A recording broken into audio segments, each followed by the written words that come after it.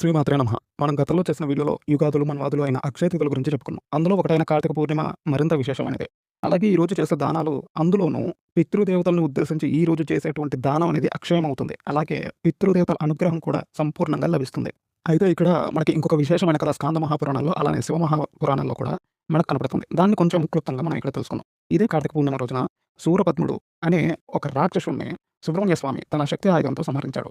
ఈ శూరపద్ముడు సాధారణమైన వాడు కాదు. ఏకంగా 1008 బ్రహ్మాండాలను తన గుప్పిట్లో పెట్టుకున్నటువంటి భయంకరమైన రాక్షసుడు. అలాంటి రాక్షసుడిని సుబ్రహ్మణ్య స్వామి ఈ కార్తీక పూర్ణిమ రోజున సంహరించారు. అలా సంహరించిన తరువాత స్వామివారు తిరిగి మహాకైలాసానికి వెళ్లకుండా ఇక్కడ భూమి మీదనే సర్వజీవులకు దర్శనమిస్తూ ఉండిపోయారు. దానితో అందరూ ఆయన దర్శనం చేసుకోవడం వల్ల ఆ జీవులు కాలక్రమంలో మరణించిన తర్వాత నరకానికి పోకుండా ఉత్తమ గతులకు పోవడం మొదలైంది.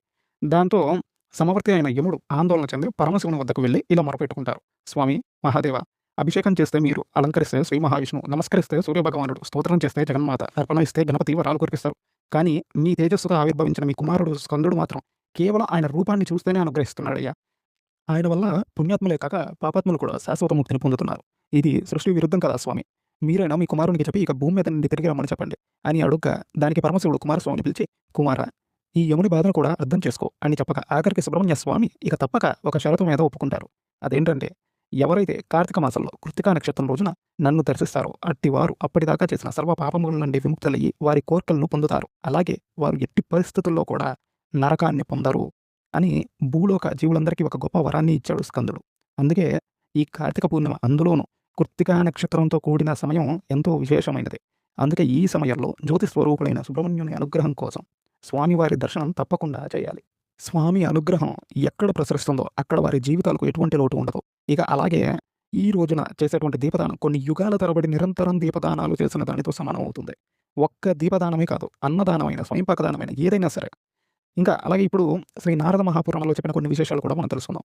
ఈ కార్తీక పూర్ణిమ రోజున పరమశివుని ప్రీతి కోసం ఎవరైనా వృషభాన్ని విడిస్తే వారు 7 జన్మల పాపముల నుండి విముక్తులయ్యి శరీరం విడిచిన తరువాత రుద్ర రూపాన్ని పొంది 70 తరములతో రుద్రునితో కలిసి ఆనందిస్తారు.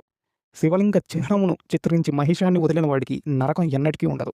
ఇక తాంబూలం దానం చేసిన వారికి శ్రీహరి ప్రసన్నుడయ్యి ఆయుష్ని, కీర్తిని, సంపదను ఇస్తాడు. అలాగే పాలు, పెరుగు, నెయ్యి, తేనెలు ఈ 4టిని కలిపి దానం చేసిన వారు 10,000 దివ్య సంవత్సరములు స్వర్గంలో నివసిస్తారు. చెరుకును గాని లేదా గంధమును, పుణ్యఫలమును గాని దానం చేసే వారు శరీరం విడిచిన తరువాత బ్రహ్మలోకం చేరుతారు. ఇక బెల్లాన్ని, చెరుకు రసాన్ని దానం చేస్తే వాళ్ళు క్షీరసాగరాన్ని పొందుతారు. అంటే శరీరం విడిచిన తర్వాత వైకుంఠం చేరుతారని.